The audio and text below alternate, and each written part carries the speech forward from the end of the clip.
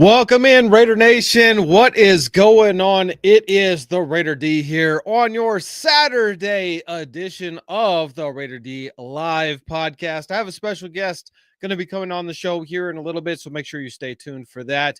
Really excited to have him on. We've been trying to hook up for a while, but this is going to be something really cool. We're going to be talking a lot about the quarterback situation in the Las Vegas Raiders today. So get your comments firing down in the comments section and let me know because listen, right now the Raiders are at a fork in the road. Do the Raiders go out and sign Sam Darnold or another free agent like Aaron Rodgers or somebody like Justin Fields, who may be a free agent? Or do the Raiders make a trade for somebody? Or do the Raiders try and draft a quarterback this year, i.e. Shador Sanders or Cam Ward or a Jackson Dart or somebody else that you guys like out there? Drop your comments and let me know what you guys are thinking the Raiders should do in that regard. Or option number 3 is you go with Aiden O'Connell. Now, the guest that I'm going to be having coming on here pretty soon is a guy who has been advocating for Aiden O'Connell quite a bit. And he's going to give his 2 cents on why that is. And we can have a healthy debate here as to whether or not that is a good option. So let's get started with some of the other stuff. Before we get into the quarterback situation, let's get started with some of the other stuff that's going on with the Raiders. Now, the Raiders did sign a guy off a practice squad who has some connections to Chip Kelly. He's a wide receiver. I honestly don't know that much about him, but that being said, he did play at UCLA when Chip was the head coach there. Chip believes in him, and he could be a good rotational guy. And the Raiders also are, making some other moves as well in the coaching staff. Pretty much as it stands right now, the coaching staff for the Las Vegas Raiders is pretty much set, right? And so we're talking about from the head coach all the way down to the assistant coaches. We are pretty much good to go. So with that being said, the Raiders right now are basically looking at the salary cap. And they're looking at how much money are they going to have available to them in this upcoming season. And let me just straighten this out a little bit. That was a little bit annoying. I was like, you guys seeing the top of my head here. Because the Raiders are going to have some interesting decisions to make. They're going to have to make some decisions in the free agency and make some upgrades to this team, but they're also going to have to re-sign some key guys. And some guys are just not going to want to sit around and sign with the Raiders. Some guys are going to want to test that free agency market. They're going to want to see if they can go to a team that is built to win right now. Maybe a team like the Philadelphia Eagles. Maybe even a team like the Kansas City Chiefs. Now, if that happens, that would be that would suck. That would really, really suck. But let's see what happens with that. Obviously, you got to get Robert Spillane. You got to get Nate Hobbs. You got to get Moreg. You've got to, upgrade some positions there. And you got to re-sign Max Crosby to a new deal. Now, Max Crosby has 2 years left on his deal, but you've got to re-sign him and give him a contract extension, and you got to give him some guaranteed money. At the same time, I think that the Raiders really need to go out, and when they're dealing with Max Crosby, they need to explain to him, listen, you want to be on a championship team. You have the heart of a champion. You play like a champion. Now it's time for you to want to win like a champion, like Tom Brady did. Take a team-friendly extension. We're going to guarantee you money. We're going to give you a boatload of it, but it's got to be 4 years down the road. We need to backload your contract, Max, so that we can go out and get upgrades, whether it be at the quarterback position or bring in another guy, maybe we make a trade for a Myles Garrett and make a train wreck of a defensive line for any quarterback in the NFL that we have to face. But Max, you've got to help us win. We're going to give you a contract extension, but you got to backload it 3 or 4 years from now. It'll be guaranteed. You're set for life. You'll never have to worry about money. But help us go out and get some more guys. Not only that, get on the telephone. It's not hard for a superstar like Max Crosby to get on the line with a Myles Garrett and say, hey, what if you and I team up? What if you and I become the tandem that is going to completely wreck the NFL? But you got to take a team-friendly deal when you come here. We're going to build something special, and we're going to upgrade some positions. Do you think Myles Garrett goes for that? I think he honestly would. I know he wants out of Cleveland because of the fact that Cleveland stinks. Well, the Raiders stank last year. But the thing about it is, if you bring in a future Hall of Fame coach like Pete Carroll, and you bring in a national champion coach to coach your offense like Chip Kelly, you're telling everybody in the NFL that we are here to do one thing: win, baby.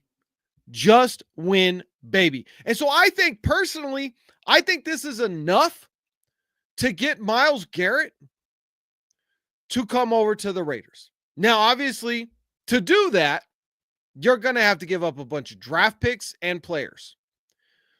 They're not going to let him go for cheap. If you can do that without giving up this year's first round draft pick, or even if you do give up this year's, let's say you give up this year's first round draft pick. We give up pick number 6. But you get Myles Garrett.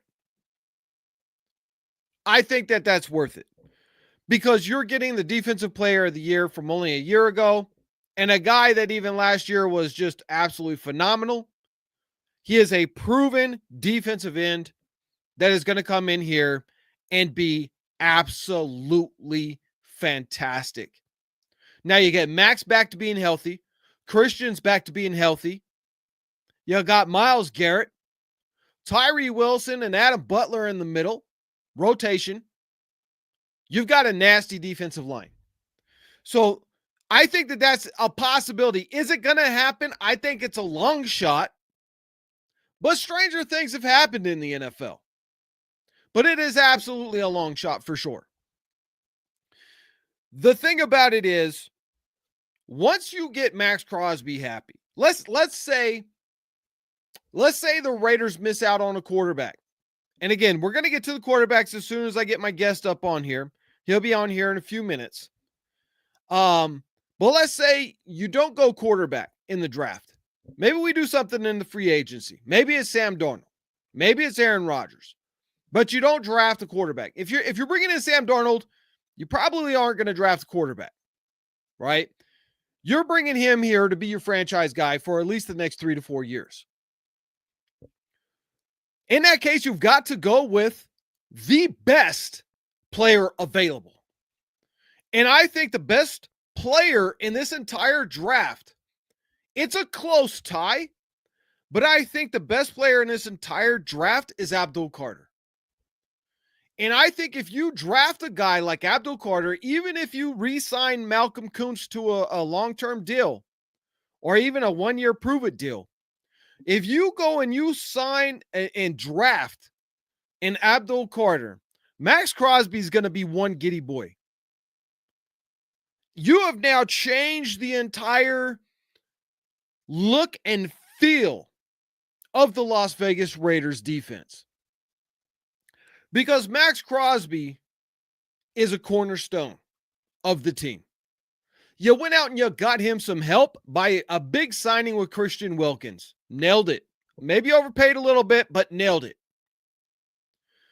I know he got hurt, and we didn't really get to see what Christian Wilkins is going to bring to this team, but I guarantee you, if he doesn't have a freak injury, just like Malcolm Kuntz had, just like Max Crosby had, and so many other players on this team, that defense last year would have been top 10.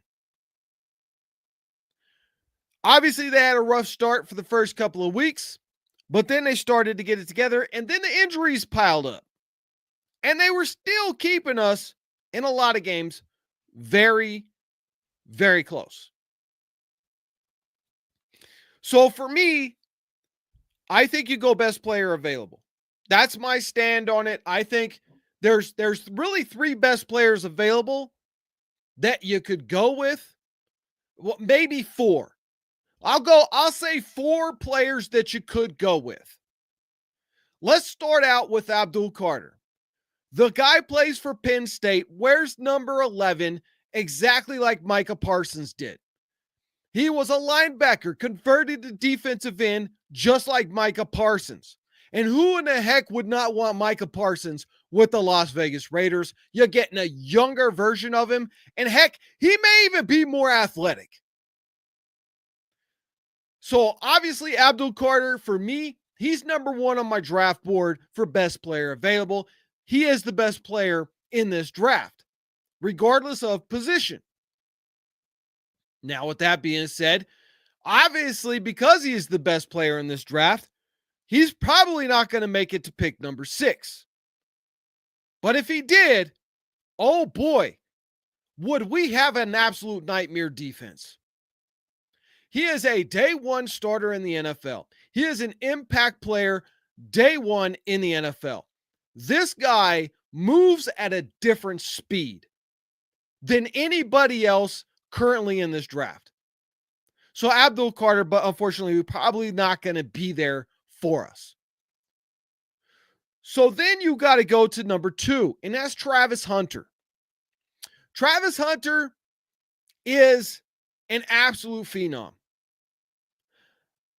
I think that him trying to be a wide receiver is a waste of his talent. He's good at it, but he's a slot receiver in the NFL at best. He's not an X receiver. So you get him in there on some design plays. And once you have him in there from some design plays, the majority of the time you're going to play him at corner, and he's going to be outstanding. He is a ball hawk. He is a shutdown corner. He can play press man. He can play zone. He can play wherever you want him to play because he's very smart and very athletic, and he's got soft hands of a receiver. Again, you're talking about Travis Hunter, probably not going to be there pick number 6. You're probably looking at Cam Ward, Shedeur Sanders, Abdul Carter, and Travis Hunter in the first 5 picks. So where does that leave the Raiders? Well, it leaves the Raiders with another option. You could go with the other corner out of Michigan, or you could go with the defensive tackle Mason Graham. Now, in my opinion, Mason Graham is probably the best defensive tackle to come out of college in the past couple of years. And because of that, if you were to bring him in, then that's basically what you're saying, because he's not going to play defensive end. He's a DT, right? He's a tackle all day long. But the dude is freakishly athletic, far beyond any other DTs that have come out in the past couple of years. And he's a very smart player. He understands what the offense is doing, and he's able to just get off tackles and get pressures, get sacks, stop runs, whatever the offensive doing, you've got to account for Mason Graham. So again, if you're going with Mason Graham and you've re-signed Malcolm Kuntz, you weren't able to get the best player in the draft, which is Abdul Carter, then at that point, you are now relying on Malcolm Kuntz to be able to take that next step and that he is 100% healthy. So that's kind of my roundup of the best players available. I do want to bring on my guest. He is getting ready to join us right now. And everybody give a big round of applause to my boy, Darrell Creighton, one of the administrators over on our Facebook group and a former radio personality covering the Raiders. What's going on, Big Darrell? Mike, how you doing? It's Saturday afternoon in Houston where I'm at, and it's incredibly cold and it's raining. So I'm ready to talk about the Raiders inside Uh-oh, the we lost one. audio there for a second. Wait, I don't know what happened. What about now? Oh, We hold good? on. Yeah. I think Uh, my headphones just I'm here. okay. I can hear you. For some reason, my headphones cut out. Let me see If where you I can fix this real quick. okay, And well, my mouse is cutting out now too. but you can't hear me, right? I can hear you. Can you hear me? Okay, good. No, you're perfect. Everything is perfect on my end, audio wise. Okay, I think my Bluetooth just cut out because my That means somebody doesn't want me to talk about Aiden O'Connell. oh no. Well, that's the main gist of today's podcast. We're going to be talking about the quarterback situation, right? And whether Absolutely. or not the Raiders should go free agency, should we go draft, or should you put all your eggs in Aiden O'Connell basket, right? Hmm. Uh, so I'm gonna let you go ahead and I want you to break down those three scenarios, right? And you can only choose one. You can't say free agency and Aiden O'Connell. You can't say draft and Aiden O'Connell. You're only choosing one. Who's gonna be the starter? You got three options: Sam Darnold, Shador Sanders, or Cam Ward, but I don't think he'll be on the board. Possibility that Shador is, or Aiden O'Connell. Who you got and why? You're talking to me, right? Yeah. First person I'm going to tell you, and the only person I'm going to tell you, is Aiden O'Connell because he's the one that's been here. He was drafted here. When it comes to this team, I don't think anybody can deny this. This team has been dysfunctional. I don't even like to say that about my own favorite team, but it's just the truth. We've been there has been no there's Your been thumb's absolutely covering up the camera, brother. oh There you my go. bad. I didn't realize We you guys wanted we to couldn't see me. see your beautiful face, man. No. I'm gonna roll with O'Connell, man. This team has been there has been no stability whatsoever when it came to this team this side of the year 2000. With that being said, if you are going to hire somebody like Pete Carroll after having Dave Ziegler, even though I realize he was not the coach, Dave Ziegler, of course, Josh McDaniels, if you're going to go through Antonio Pierce, Tom Telesco, if you're going to go through all this instability with somebody that you decided to draft, by the way, I know everybody loves Tom Brady, right?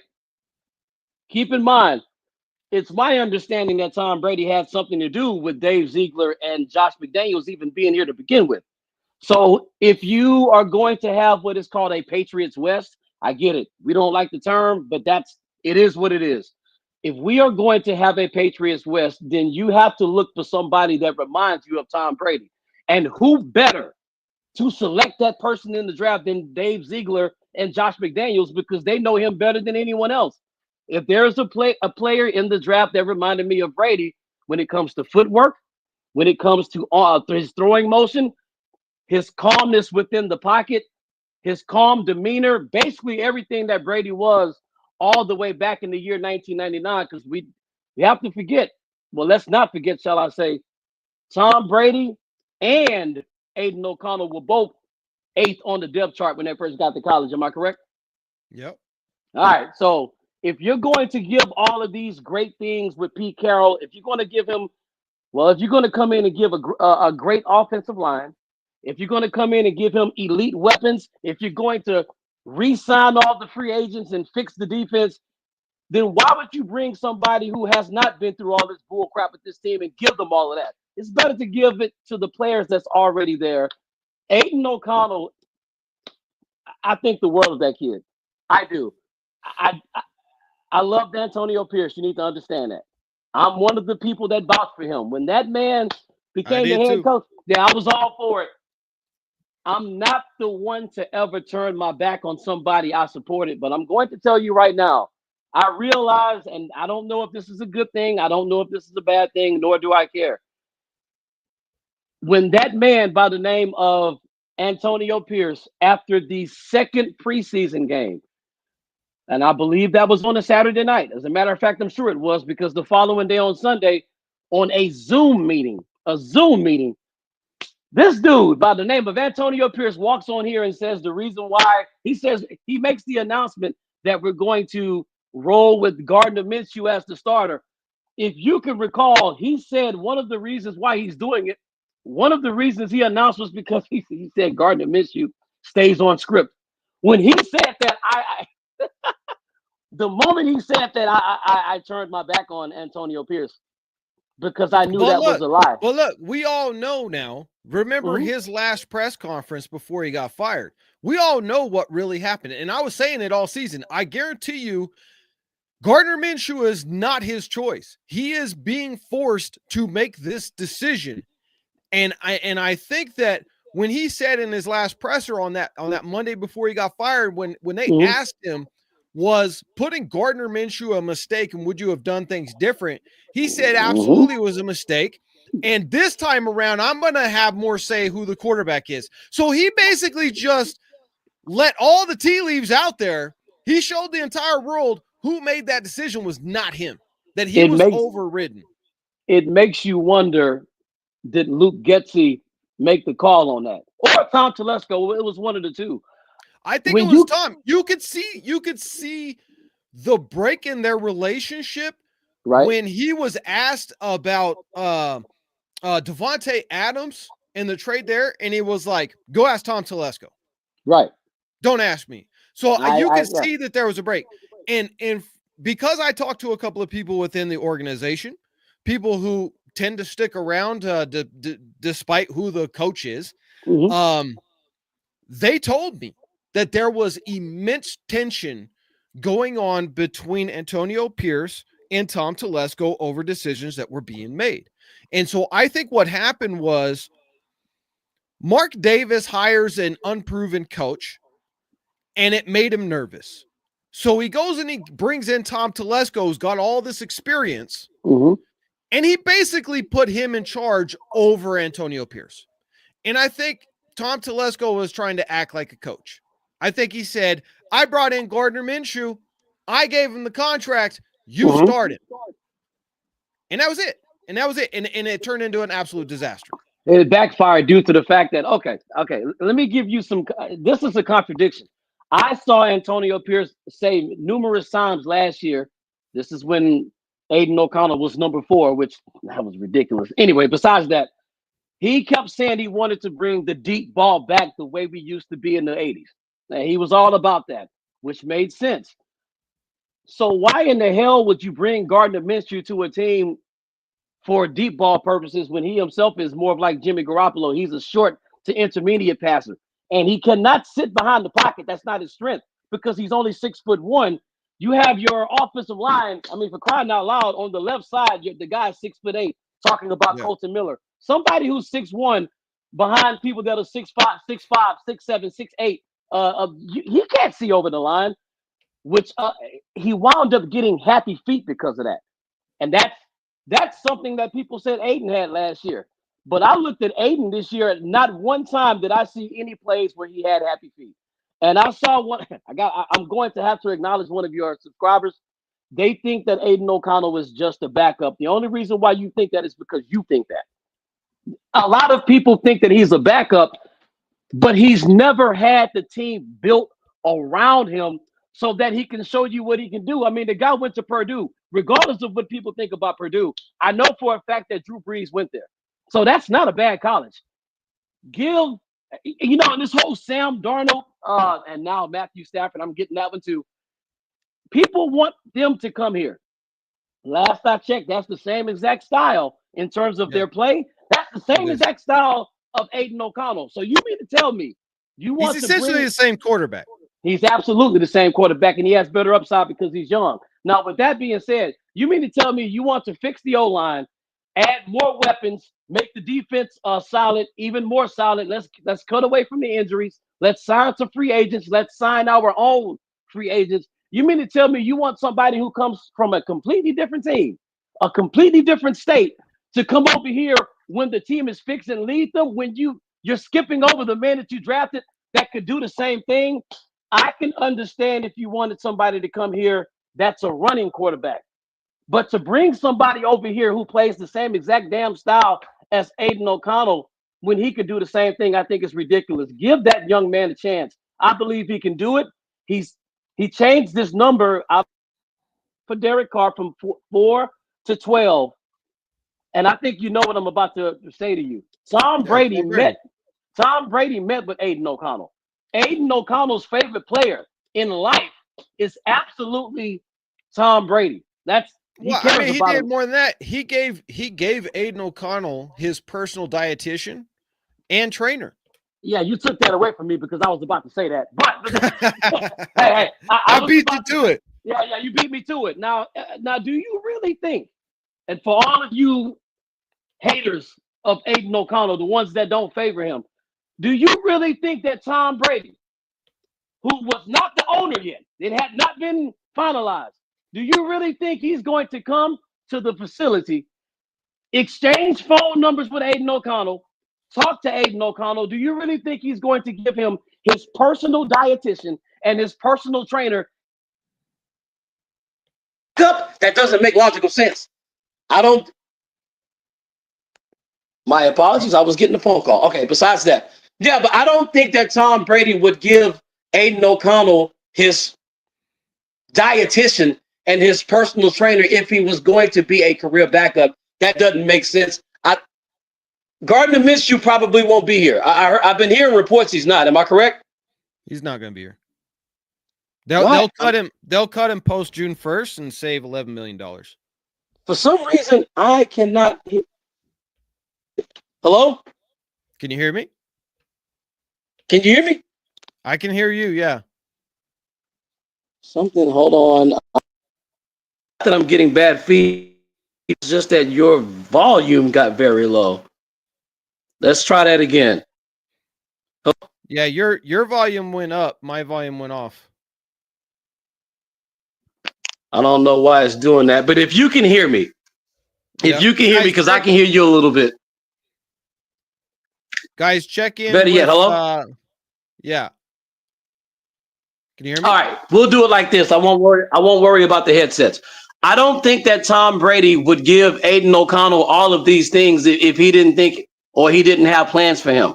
Gardner Minshew is not going to be here. But if you can recall, they did create a report and they said Aiden O'Connell still will. Yeah. Something is not right. I don't think the Raiders are going to get Shedeur Sanders. I don't even think he's going to be there by number 6. Truthfully, I see some immaturity issues out of him and Cam Ward. You know, when they had that little exchange recently, there was just something. I simply don't trust Shedeur in Sin City. Now, Aiden O'Connell, he's not a social media person. He'll tell you that to your face. He doesn't care about social media. He doesn't care. The only thing he cared about is just the playbook, his God. We all know he has great faith. He cares about God and football. And that sounds like John Gruden, because that's all John Gruden ever wanted out of any player.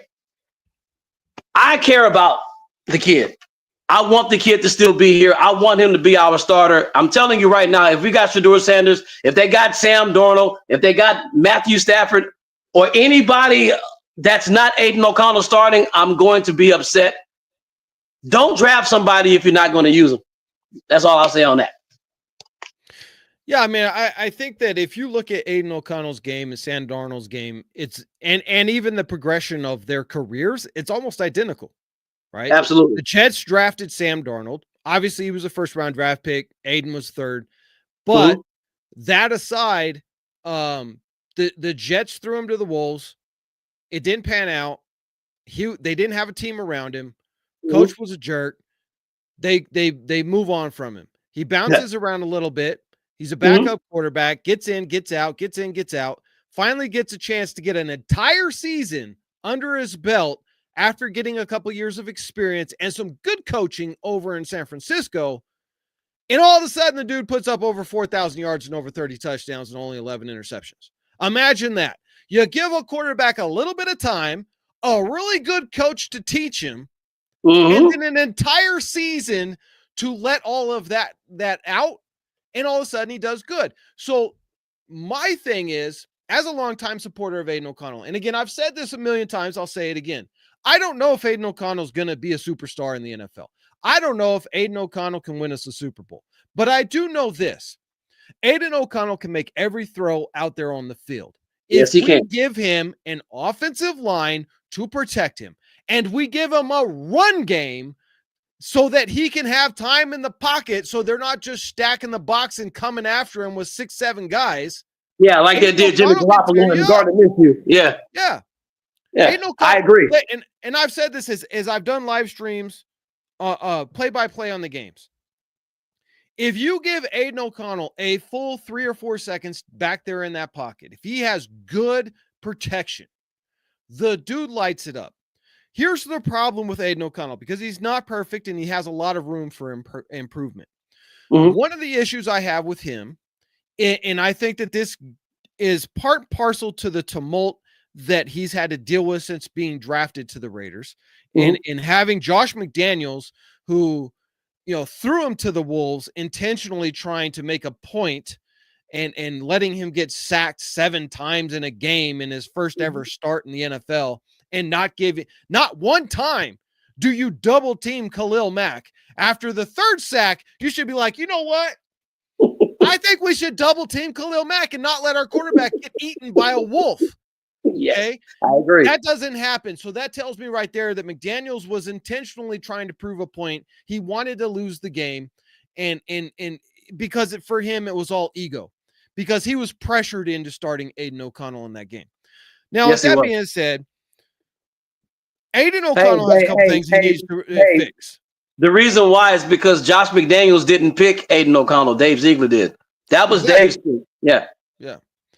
And so here's the thing with Aiden O'Connell that I've noticed is that with Antonio Pierce was like, I don't want to see any interceptions. I don't want to see any mistakes when he became the head coach. Now, when he was the interim, it was like, let it fly, Aiden. Do your thing. You threw a pick, no big deal. Go throw 4 touchdowns. Right.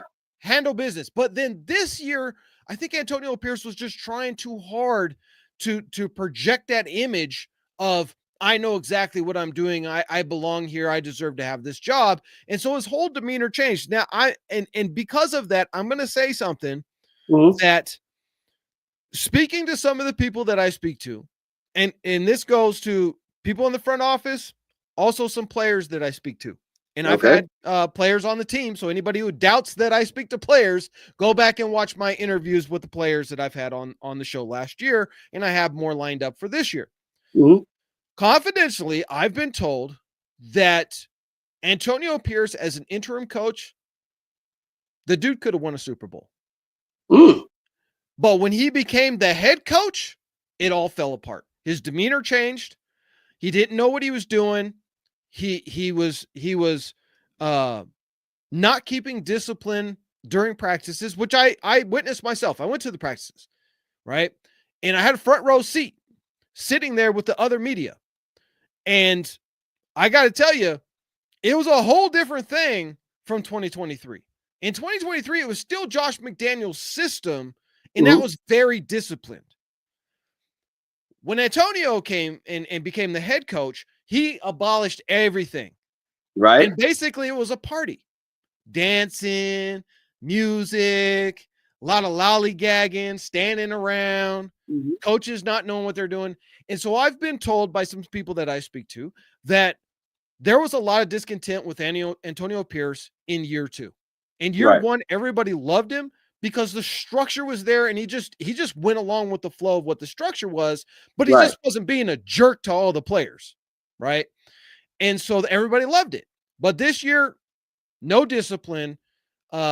Coaches not knowing what they're supposed to be doing because the head coach isn't setting up a system, and so it all Right. kind of fell apart. So with Aiden O'Connell, when he finally gets his chance to start in 2024 after Gardner Minshew gets benched, there's so much pressure on him that you have to be perfect, and if you're not, you're going right back to the bench.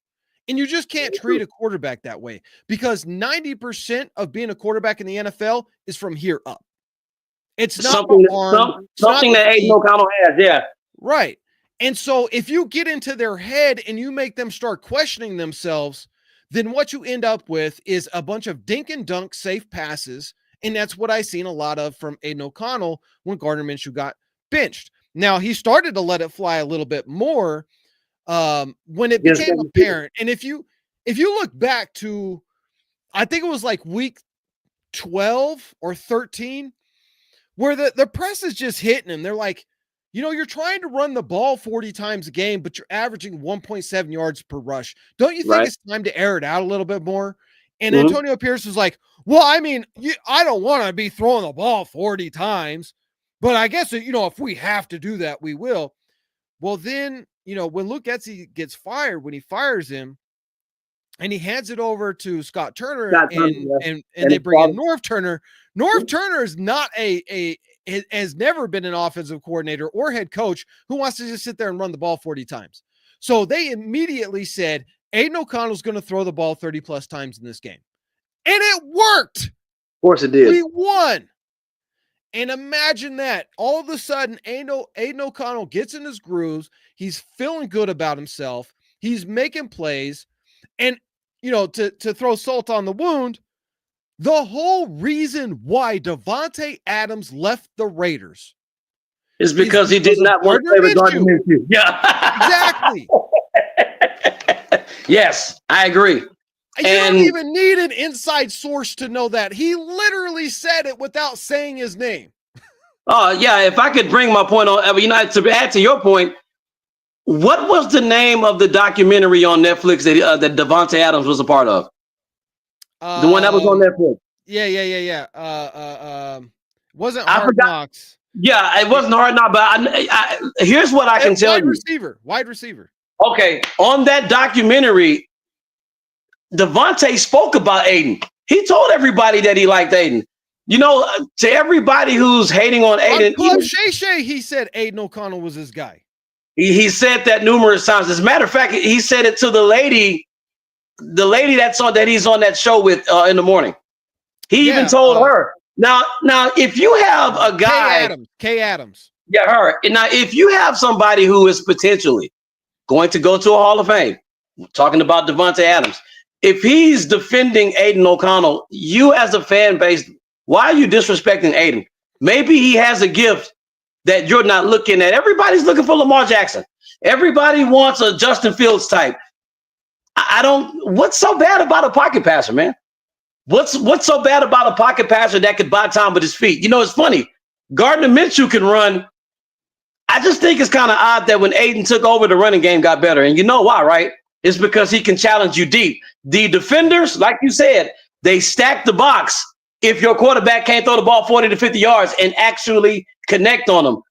Gardner Minshew never did that. But I just think it's kind of odd that when Aiden O'Connell took over, all of a sudden, whoever was behind him as a running back was getting to between 70 and 90 yards easily. So that just really goes to show you, I don't know why Antonio Pierce did that. That was his downfall. No, Aiden O'Connell is not Matthew Stafford. I saw what one of your people said. It's not that we're calling him Matthew Stafford, but people do have to realize that if you put Matthew Stafford behind center for 2022, 2023, do you really think he would succeed with this team? Yeah. What do you think? I mean, there's a lot of things with that. I mean, first and foremost, let me address one of the comments that said it doesn't matter who the quarterback is, our O-line is trash. I disagree. And I agree that the offensive line needs some help. Absolutely. But I would not say it's trash. I will say it was trash the first 4 weeks. Absolutely, it was trash. And the reason why it was trash is because Andre James was the starter. And Colton Miller was coming off a. You're not a fan of Andre James? No, he does not deserve to be a starter in the NFL. Gotcha. Andre James is a backup quarterback or a backup center at best. And what's really bad about him is he can't play any other position. He sucks as a left tackle. He can't play guard. And so all he can play is center. And if you're not good at that one position you're supposed to be good at, why are you the starter? And so even when Andre James came back, this was another bone I had to pick with Antonio Pierce. When Andre James came back off of injury, you were having so much success with JPJ at center, Meredith at right guard, and DJ Glaze at right tackle, and Colton Miller was back to form. Why in the hell would you put Andre James back at center? It made no sense whatsoever. Well, but that's why he's no longer here. And exactly. I hate to say it like that, but Brent Musburger, which I'm pretty sure you know who he is, I put this inside of a group today on Facebook. I'm telling you right now, even he said he respects Antonio Pierce, but he said he knew that he made a mistake the moment he told the world that Gardner Minshew was the starting quarterback. For a guy that people don't think is talented, I don't care what you think about, I'm meaning them. I don't care what people think about Jimmy Garoppolo. I don't worry about what people say about Gardner Minshew. If you combine the amount of years those two guys have been in the league, you're getting close to about 20 years. If not, you're getting close to 20 years. Why is it that somebody who's only been in the league 2 years beat them out? Does anybody think about things like that?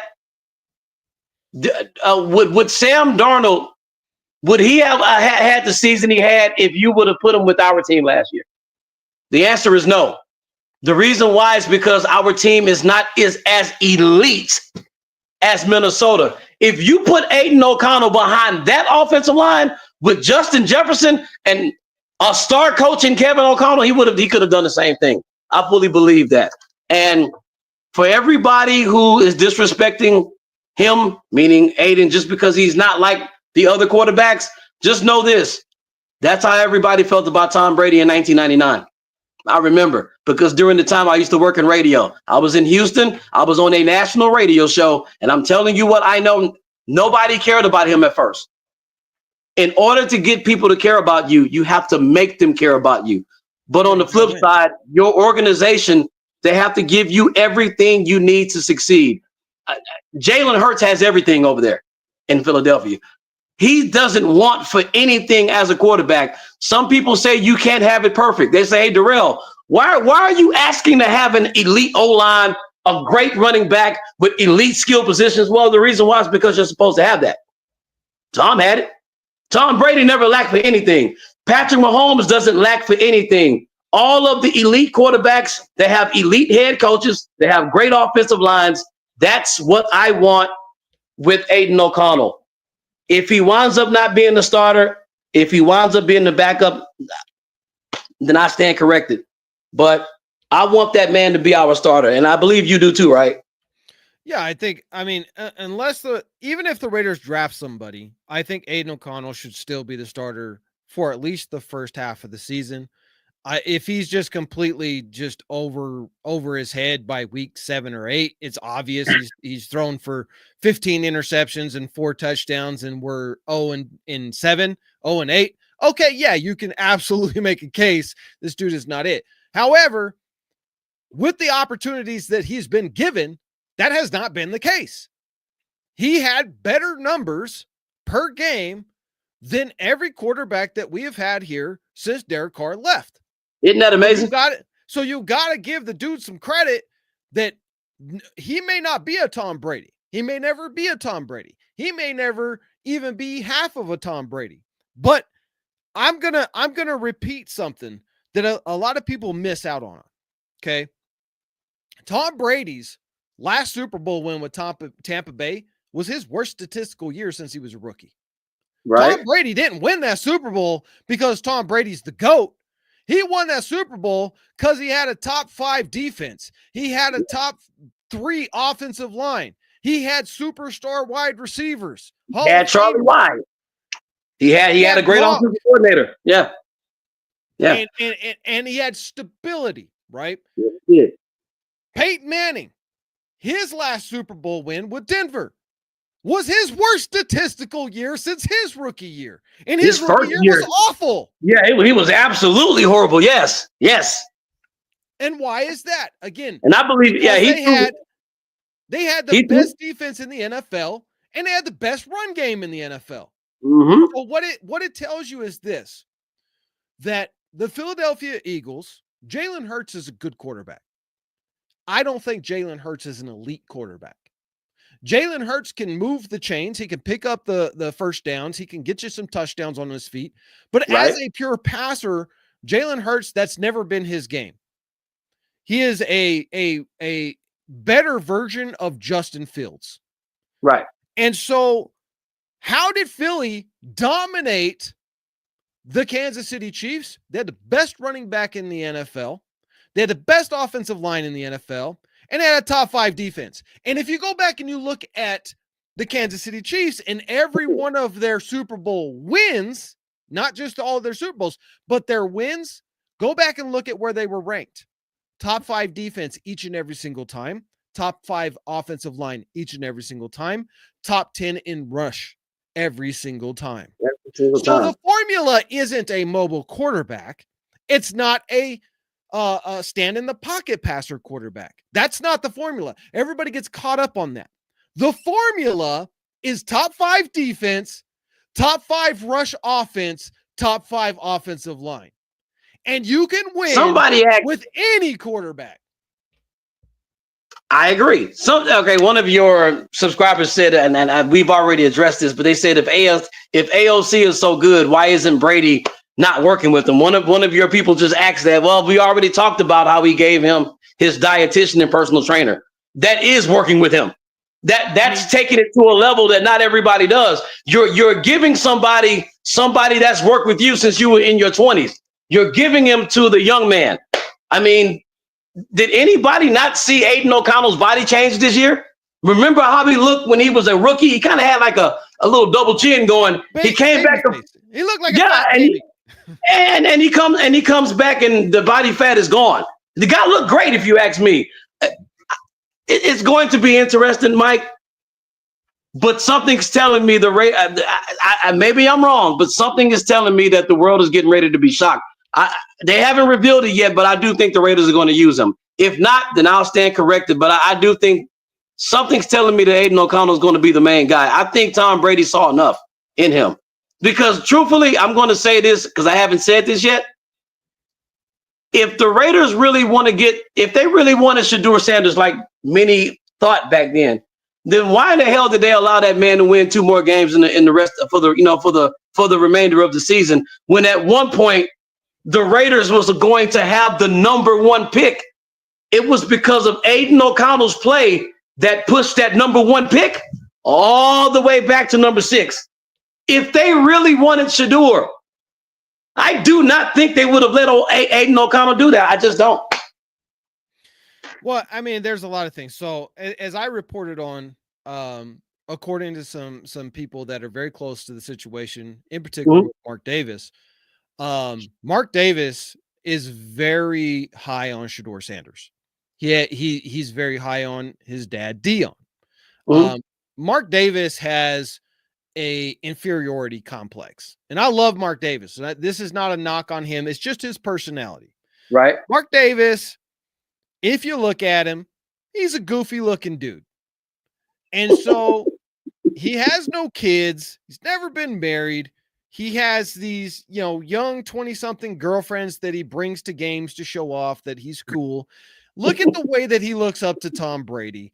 Look at the way he acts when he's around Deion Sanders. And he has this inferiority complex. Like all the other owners look down on me. I want to be the cool kid in the room. That's just Mark's personality. I hate the decisions Mark's made, but I will never criticize Mark Davis for one thing.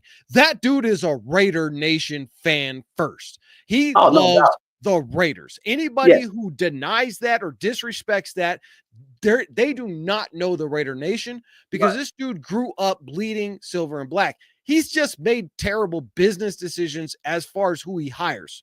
Right now, business decision to move to Vegas has made him a ton of money, but he hasn't followed that up with smart hiring decisions. I think now by bringing in Tom Brady, he's fixed a lot of that. Right. But the Shedeur Sanders thing goes back to him back when Tom Telesco was still the GM and before Tom became a minority owner. He was, and I reported on this, that there was actual beef going on between him and Tom Telesco, and I believe that this is what got Tom Telesco fired. Tom Telesco was adamantly opposed to drafting Shedeur Sanders. Really? He wanted Cam Ward. He said that basically he did not believe in Shedeur Sanders as a first-round draft pick at all. A lot of people don't. And Mark Davis told him, you will draft Shedeur Sanders. I don't want Cam Ward or any other quarterback. I want Shedeur Sanders, because at that time, he was actually floating the idea of hiring Deion Sanders as the head coach. I remember. And we were going to have the number 1 draft pick. And we were going to draft his son, and we were going to get prime time in Vegas 2.0. Right? Because of the rift between Antonio Pierce and Tom Telesco and Mark Davis, apparently, right, and I can't confirm any of this. This is just what rumors were coming out of that building. So I'm not saying this is or was not exactly the case of what happened, but that's the reason why Tom Telesco got fired. Now you bring in John Spytek, who does like Shedeur Sanders, but he also likes Cam Ward.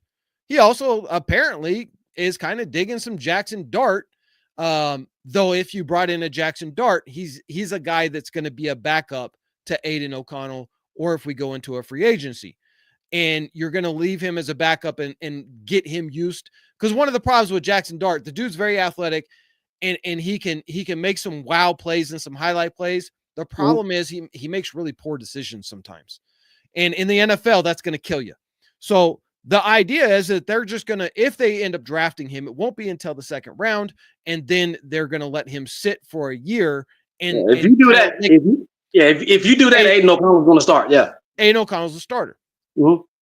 So all the Shedeur hype was coming from Mark Davis, apparently, and now that's kind of died down because Mark's like, you know what? I'm going. This is Pete Carroll, Chip Kelly, and John Spytek. My hands are off of it. I'm done. Right. And I'm letting Tom Brady do what I used to do, and I'm just going to kick back and be a fan. Right.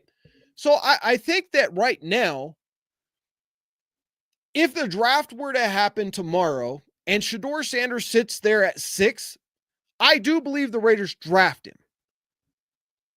But I'm not sure that he's the starter from day one. Do you think he's really going to make it to 6? Do you really think he's going to make it to 6? I don't think he will, but I'm just saying, let's just pretend that he did, right? In fact, I'm hoping that he doesn't.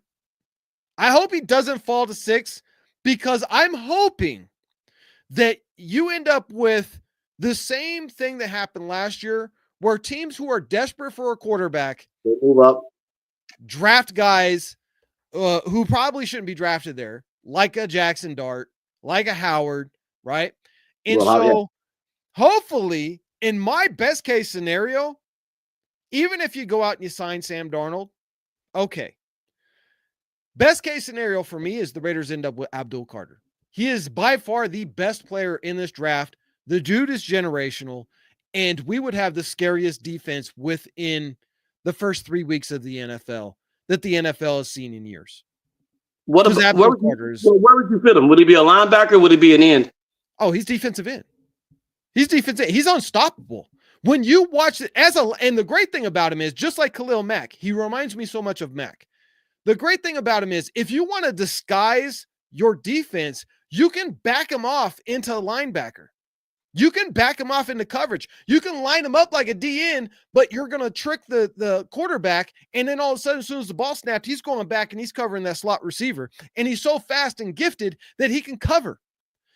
But you absolutely use him as a defensive end, because when you watch this dude play, he has bend, speed, hands, technique, and he's only done it for 1 year. Imagine if this dude in 3 years from now in the NFL with true NFL experience, I honestly think he'll be better than Micah Parsons. Even I have another one, because you haven't mentioned his name yet. I was hoping you would. If Mason Graham falls to us at number 6, would you take that man? If Abdul Carter's not there, yes.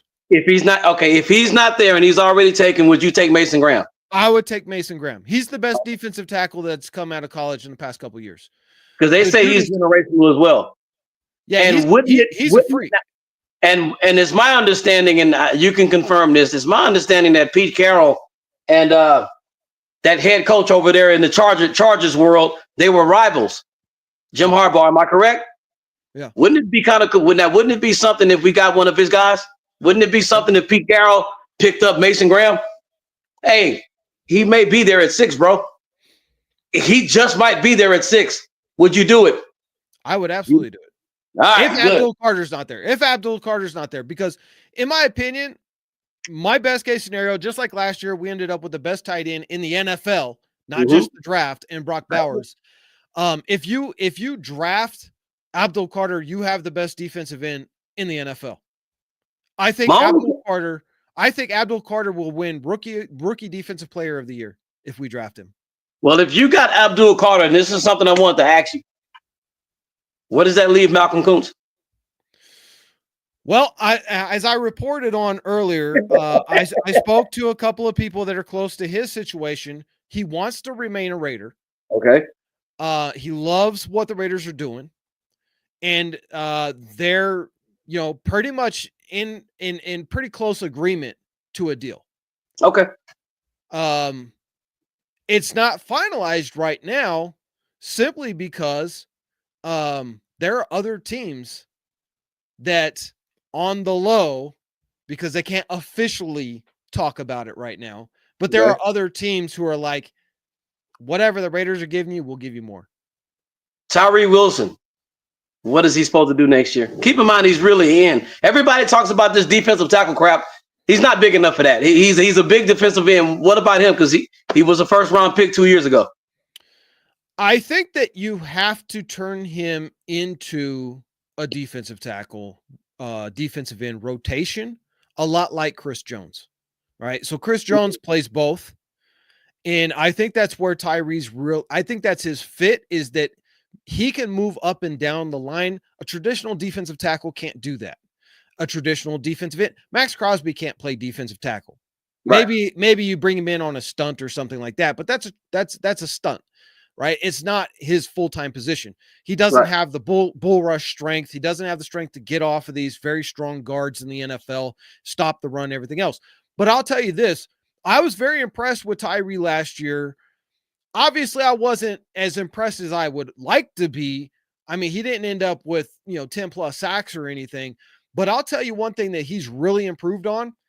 The dude is a beast at stopping the run.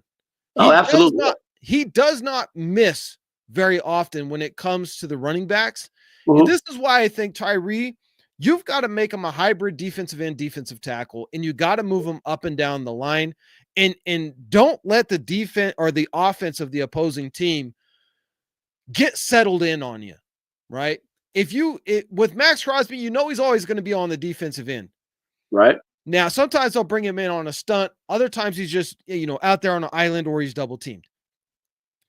Christian Wilkins is a defensive tackle. He's not defensive end. He's very good at being a defensive tackle. Tyree's not very good at being a defensive end. He's not very good at being a defensive tackle, but he's good enough to be both. And I think that gives you leverage with him. Obviously, it's a waste of a number 7 overall draft pick. He probably should have been drafted in the 2nd or 3rd round. Hindsight's always 20/20, but we'll let that go. I think given the fact that the dude has unreal strength, if you can just teach him how to use his damn hands, because all he wants to do is a bull rush every single time. He's been getting better at that, though. That works in college, but it doesn't work in the NFL. So he's got to get the spin down. He's got to get the swipe down, the overhand swim move. He's got to get those moves into his repertoire.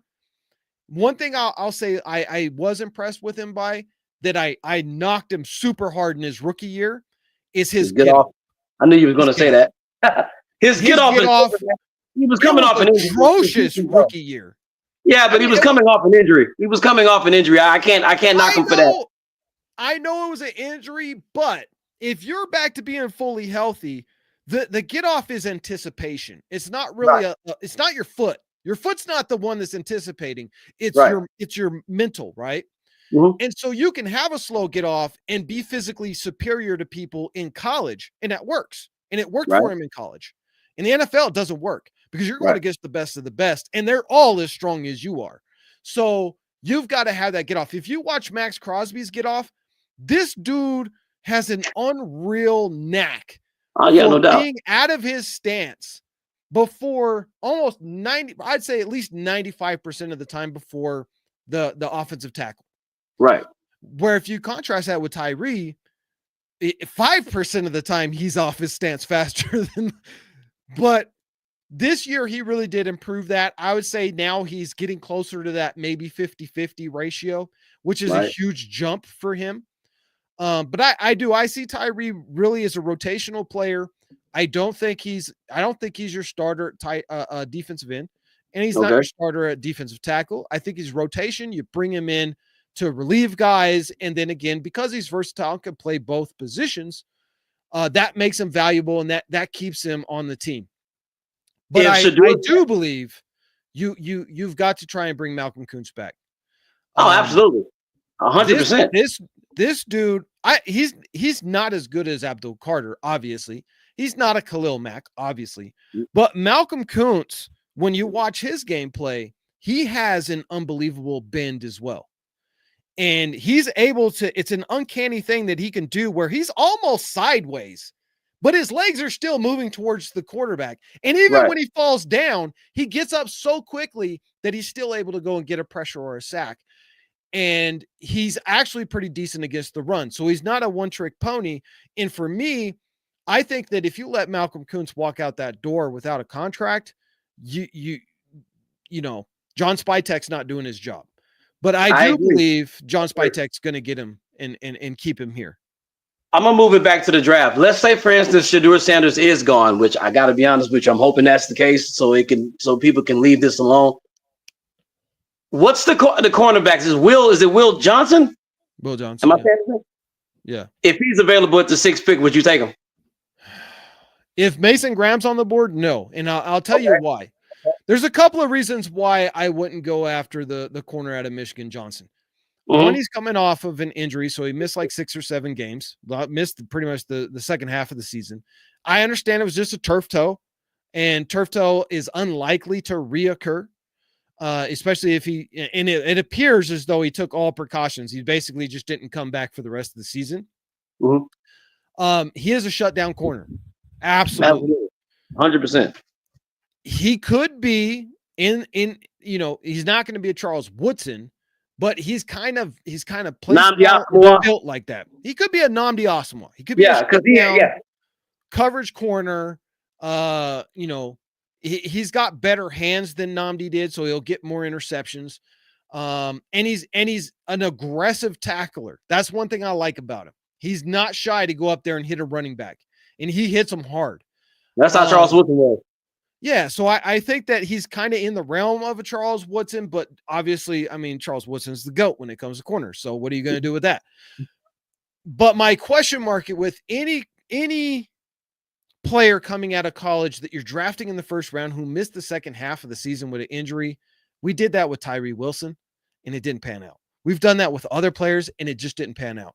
And so I'm always really very concerned about that. And then the second reason is, listen, Jacorian Bennett was a top 15 corner in the NFL until he got hurt. Right. So in his rookie year, he struggled. And everybody gave him crap. He's not good. Cut him. Get him off the team. Whatever. Well, thank God that we're not all coaches and GMs, or nobody would ever have a career after their rookie year. They're impatient. Right. So he was a rookie. He made some mistakes, but he showed a lot of promise.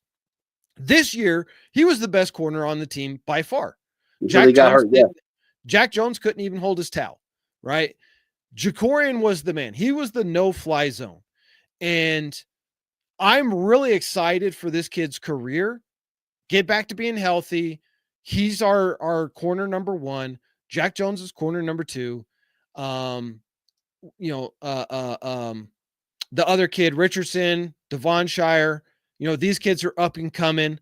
give them some more time. I don't think the Raiders need to even draft a corner in the first round. I think there's plenty of depth at the corner position this year that you could draft a solid quality corner in the third round like we did last year, and let Jacorian be your guy. You got to bring back Nate Hobbs, though, because if you don't bring back Nate Hobbs, you may have to draft a quarter. You may have to draft Johnson, just because of the fact that you now don't have a slot corner. You don't have a nickel corner now. Do you think they're going to? Do you think they're going to retain Nate Hobbs because that guy's injured a lot? I mean, it is. But here's the thing about it, though: when he's not injured, he is a top 5 nickel corner in the NFL. He is a beast. He does not allow those slot corners any room to breathe. And that's a rare talent for a nickel corner. Most nickel corners suck. Let's be honest. That's usually the weak point. So the fact that he is so good, you got to keep him on the team and just hope that the injury, listen, when it comes to injuries, the whole damn team was injured last year. So we can't hold that against Nate. Yeah, the Raiders are injured every year for some reason. I don't get it, but yeah. Yeah. So I do think that you got to bring him back.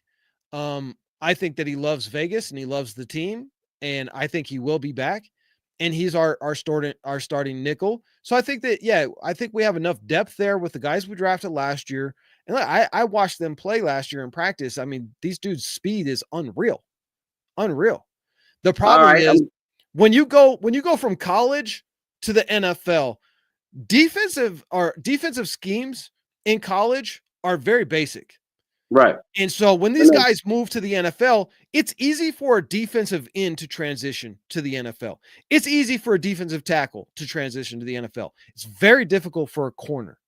I agree. And so I think a kid like Johnson could come in like Charles Woodson did and just dominate. Problem is, I just don't know. I don't know if that injury is as bad as it is or how bad it is. And because I didn't get to see him the second half of the season, I don't really know how good he is. I know he's good, but is he great?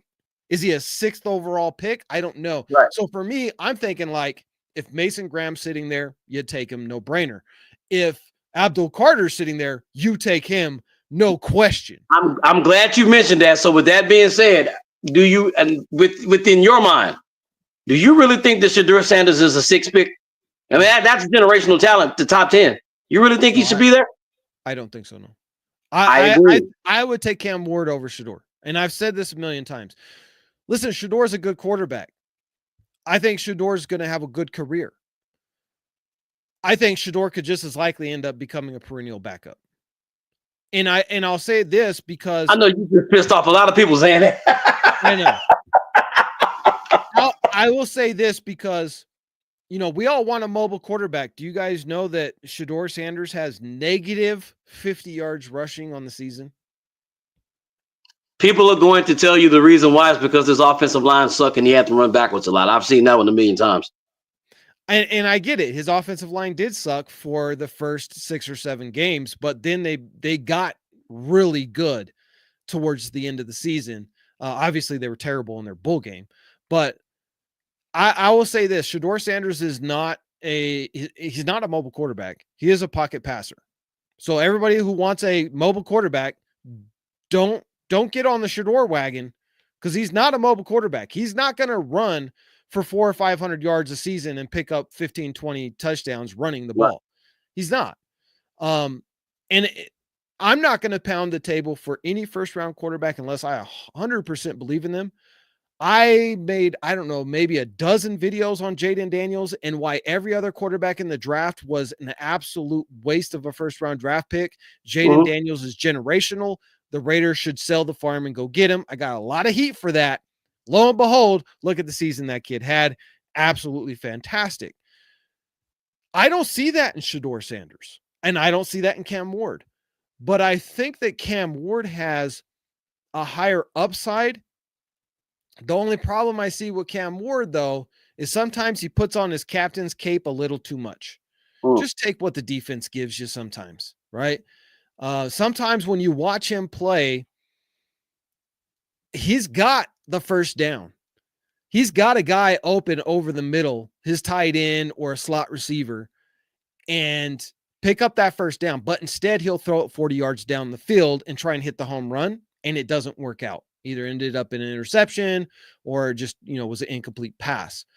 And so that's one of the things that Cam Ward is really going to have to work on.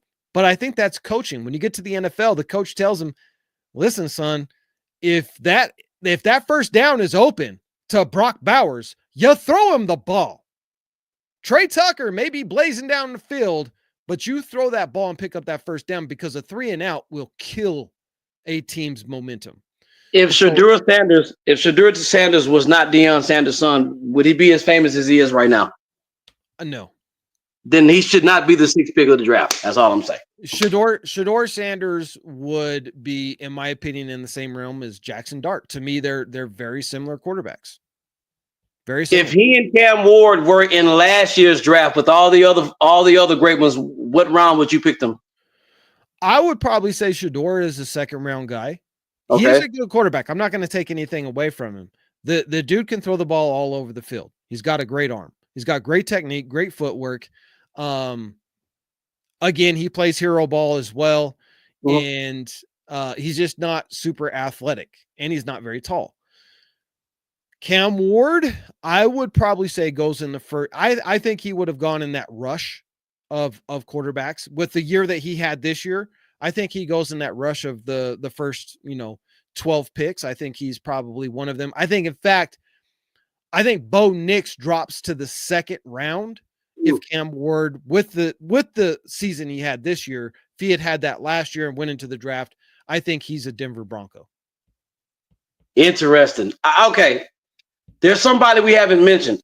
Every time, let's just say 2-3 months ago, every time I saw anything closely related to a mock draft, everything was Shedeur Sanders.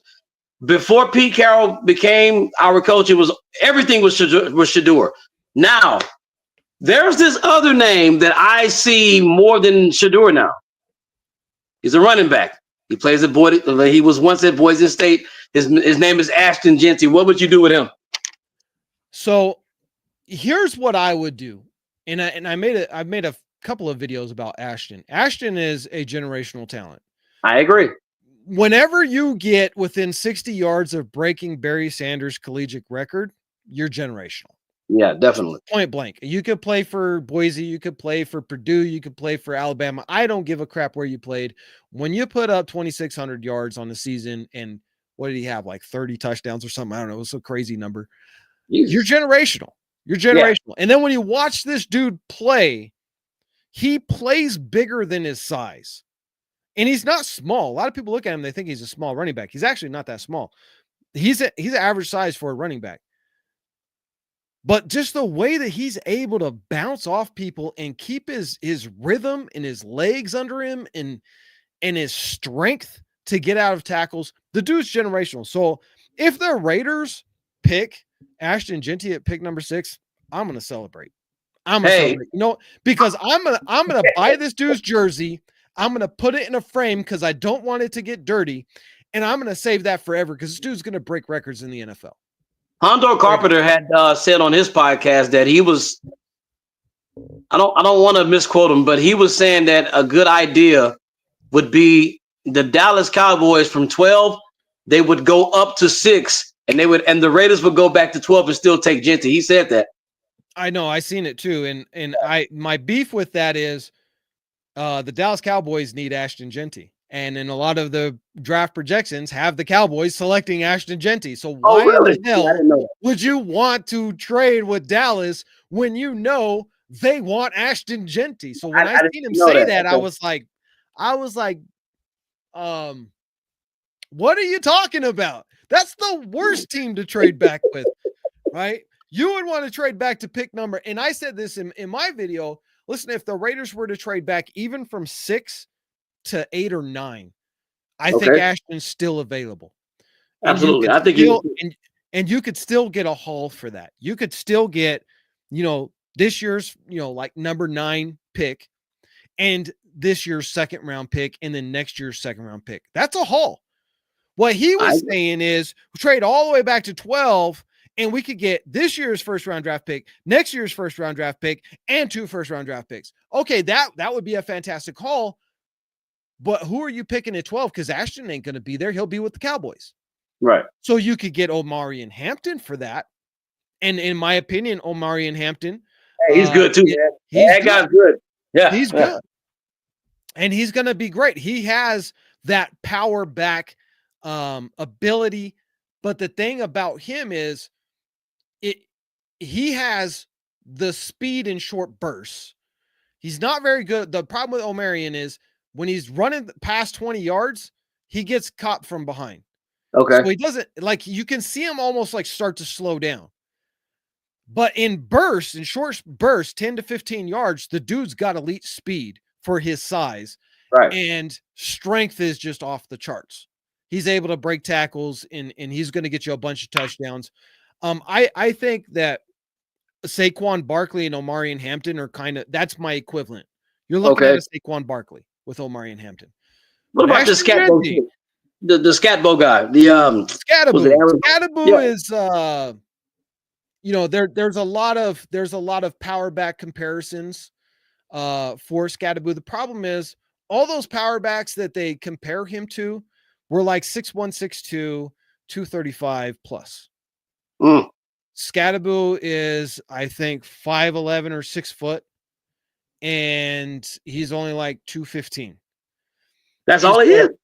He's like 215, 220, something like that. He's not very big. Now that doesn't mean that he can't get bigger and stronger once he hits the NFL, because I'm sure he will.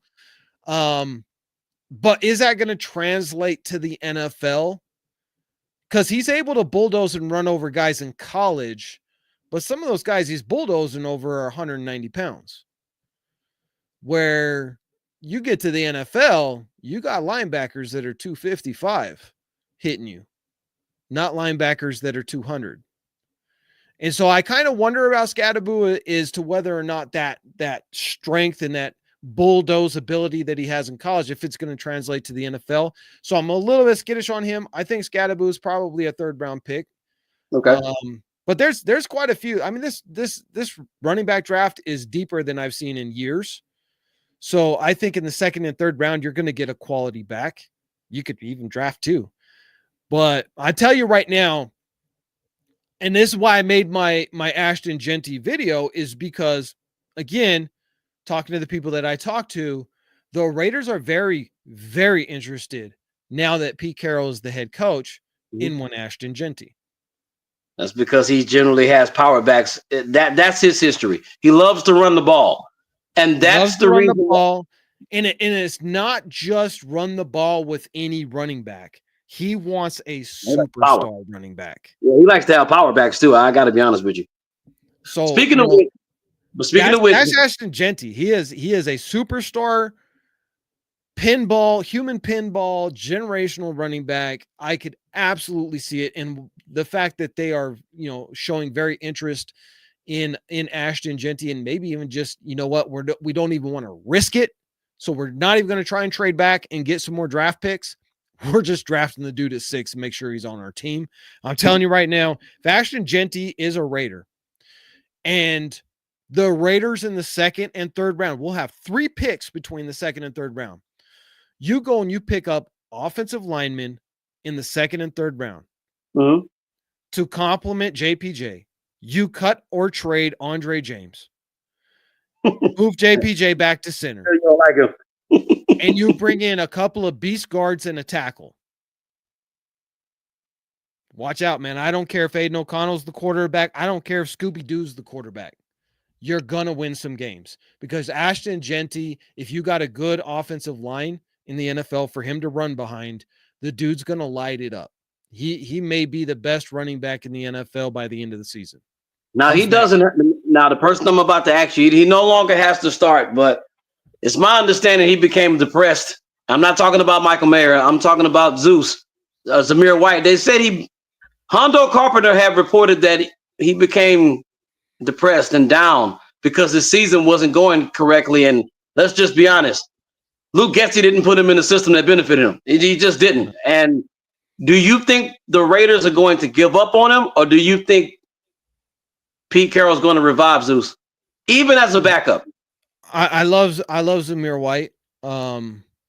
I think Zamir has a potential in him, but he also has a huge flaw. And this is why he had a bad year last year. It wasn't Luke Getsy. I know a lot of people are blaming all on Luke Getsy. He was the major part of it. But how did Luke Getsy have a top 10 running offense in Chicago, but then has the worst running offense in Vegas when he was running the same offense? And I'll tell you why. Because he had a quarterback that can run a lot. He did too, but if you exclude Justin Fields out of the rush, they were still top 10 in rushing, right? Okay. Running backs had great years. I'll tell you why that happened. Number one, offensive line for the first 6 weeks absolutely stink. We could not up holes. So that was a big part of it. The other big part, though, is we let go of Josh Jacobs. Josh Jacobs is a far better running back than every running back on the Raiders roster right now. That's true. Mm-hmm. And he went to Green Bay and he proved it. Mm-hmm. He ended up with what, 1,300 yards, whole bunch of touchdowns. And my thing is, Zamir is a good running back. Zamir's not a great running back. Alexander Madison is a good running back. He's not great. Sincere McCormick proved that he is a good running back and deserves a chance to be, off the practice squad and actually be in the rotation. And in fact, I would go with Sincere McCormick over Zamir White or Alexander Madison. But we don't have a great running back. And so if you want to have success this year, whether Zamir got depressed or not, that's neither here nor there. You just gotta go out and handle business. And I think there was a lot of depression happening with players, including Michael Mayer and Zamir and some others. You've got to have an elite run game. And that starts up front with the offensive line.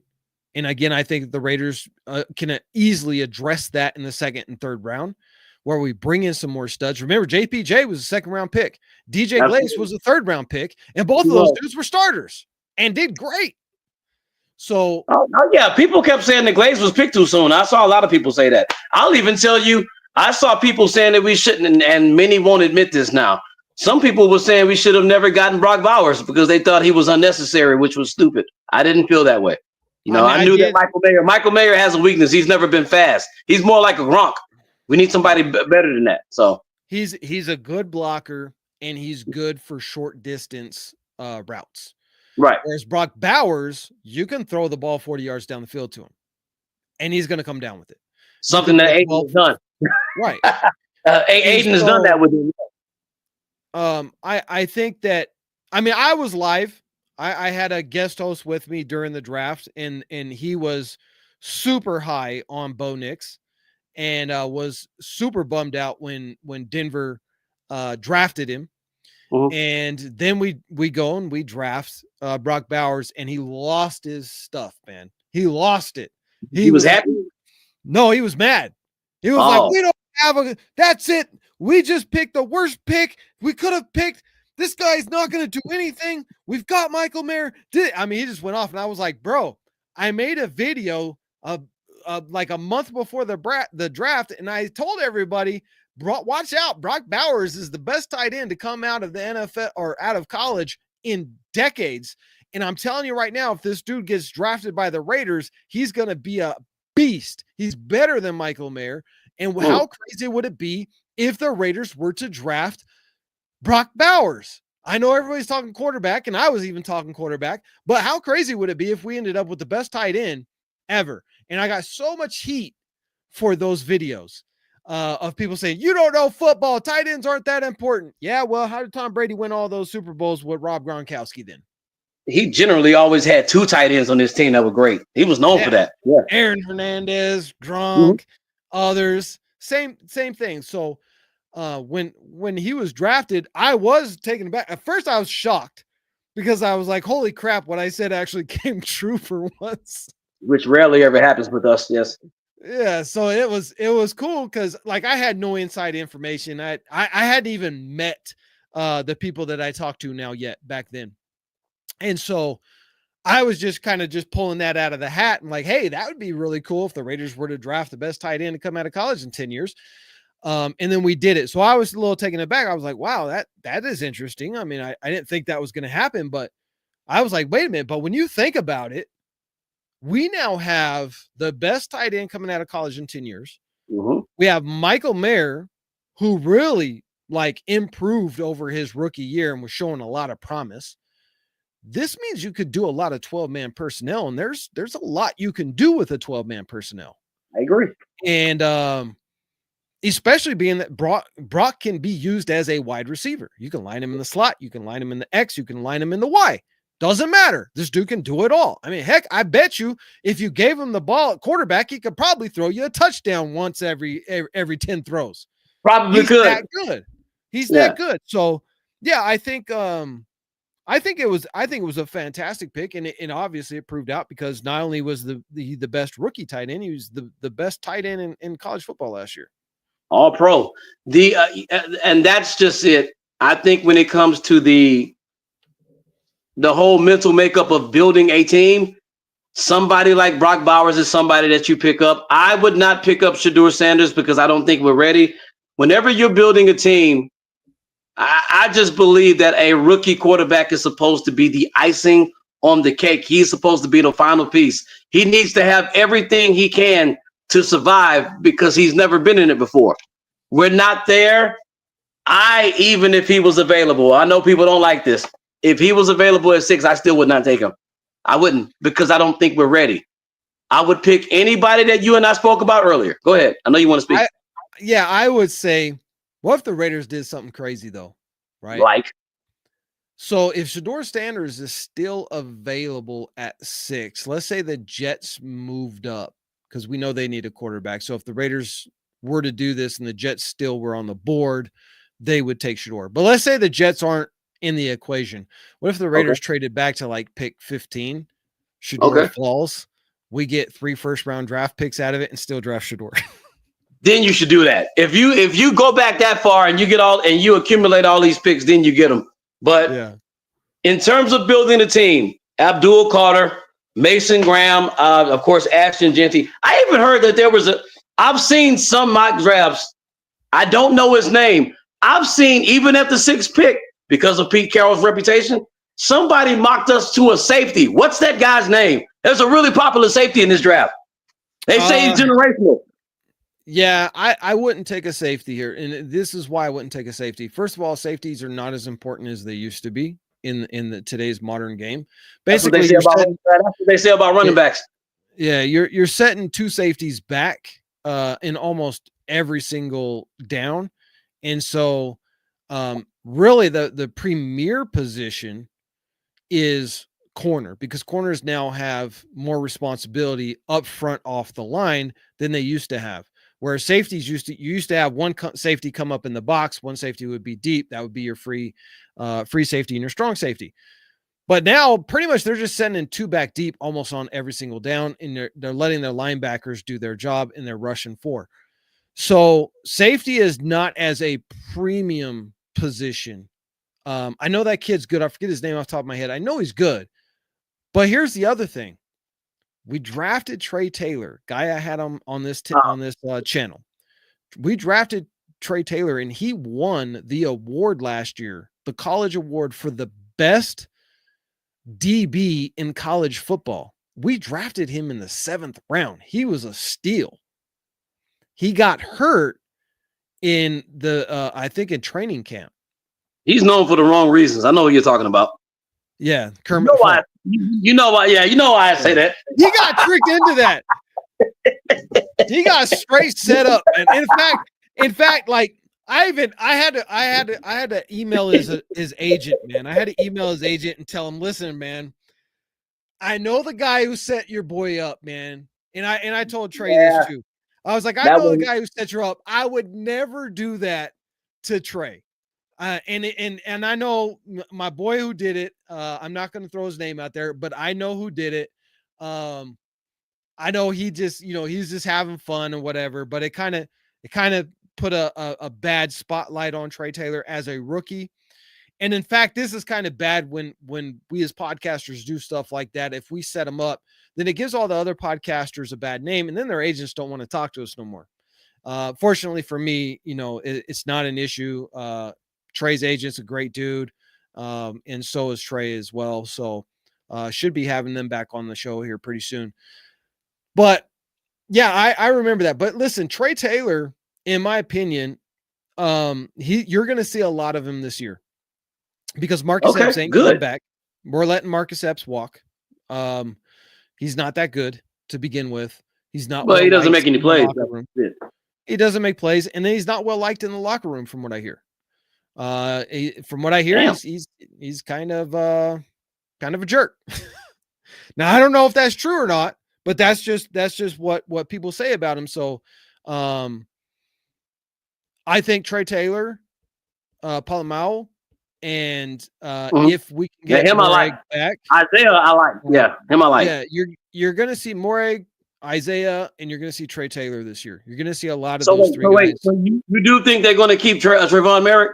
You think they're going to keep him? You have to. First of all, you drafted the dude in the second round, so you spent a second round on him. And then he's finally hit his peak. Why would you let him go when he's finally hitting his peak? Does anybody know what he's asking for? Financially? Probably top-tier safety money, but even then, top-tier safety money is not top-tier corner money. Right, that makes sense. So he might be getting. I like him. I just wasn't sure. Would you keep Jack Jones? I would keep Jack, yeah, for sure. I think Jack with Pete Carroll is going to be a great combination. I think with Antonio Pierce had that connection with him, was able to keep Jack Jones, his impulses to do crazy things a little bit under control. And once Antonio left, it's like, okay, whoever's going to be the head coach is going to inherit this kid who is very talented and can make big plays, but he also makes big mistakes.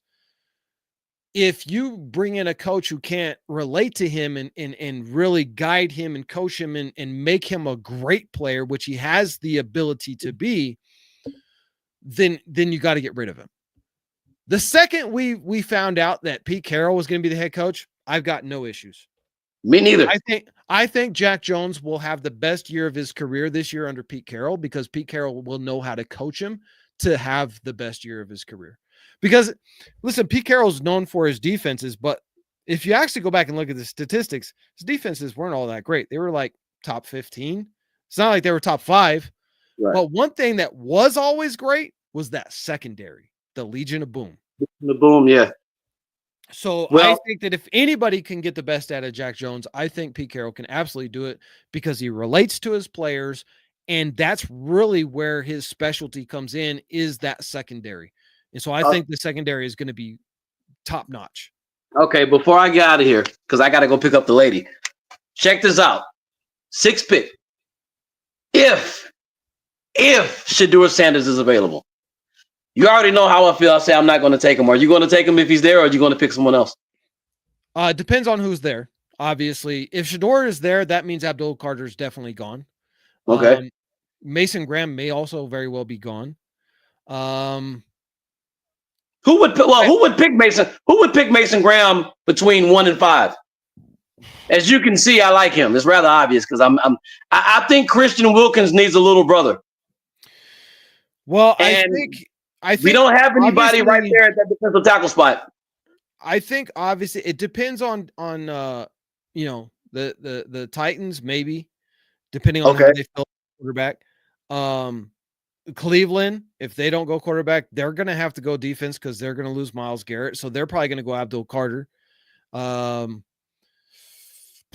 team needs a quarterback. I'm sorry.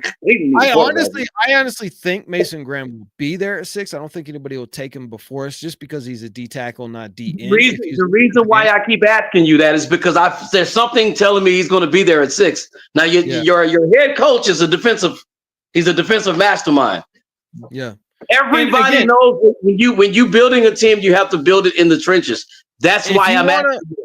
Yeah, if you want to beat the Chiefs, if you want to win the AFC West, Right. The formula is there. We watched Tampa Bay do it to him in the Super Bowl, and we just watched Philly do it to him in the Super Bowl. Absolutely. You have to have a superior defensive line. And so, in my opinion, last year, first round, offense, Brock Bowers. This year, Right. first round, Abdul Carter, Mason Graham, maybe even James Pierce Jr., who we haven't talked about. Kid out of Tennessee, defensive end. Okay. He is a pure defensive end. Kind of gets in a little bit of trouble sometimes with the run game.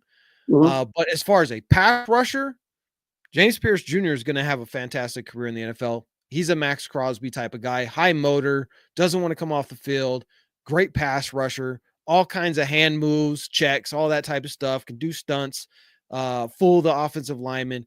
He's going to be really good. A lot of draft boards have him picked somewhere in the top 15. So he's a dude. I made a video about him. If you guys haven't seen it, go check it out. You could go that route, or you could go Mason Graham. You could go Johnson, corner out of Michigan.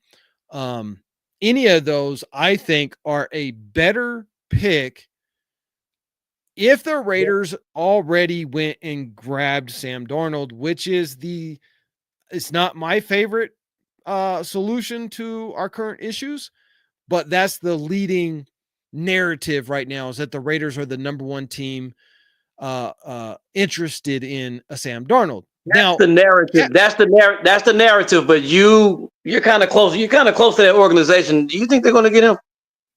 He is on their board. Damn. Okay. But let me clarify that.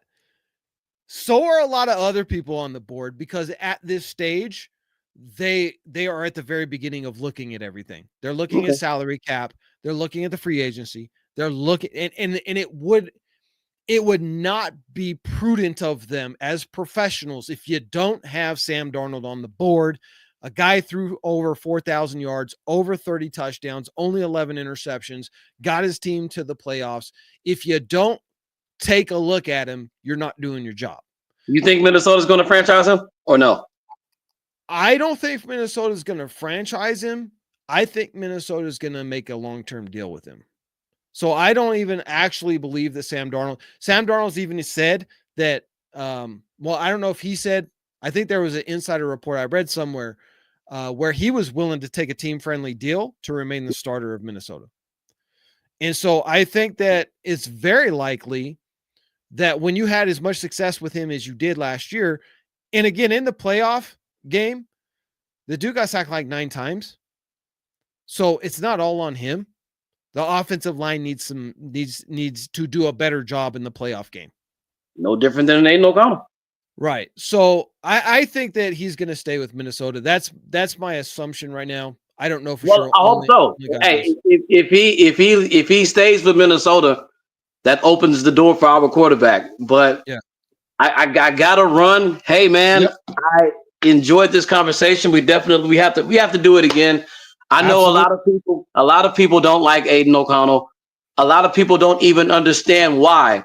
But one of the things I know about the Raiders, if you take a look at the Raiders' history, historically, whenever the Raiders had a good quarterback, it was somebody nobody gave a you-know-what about in the beginning.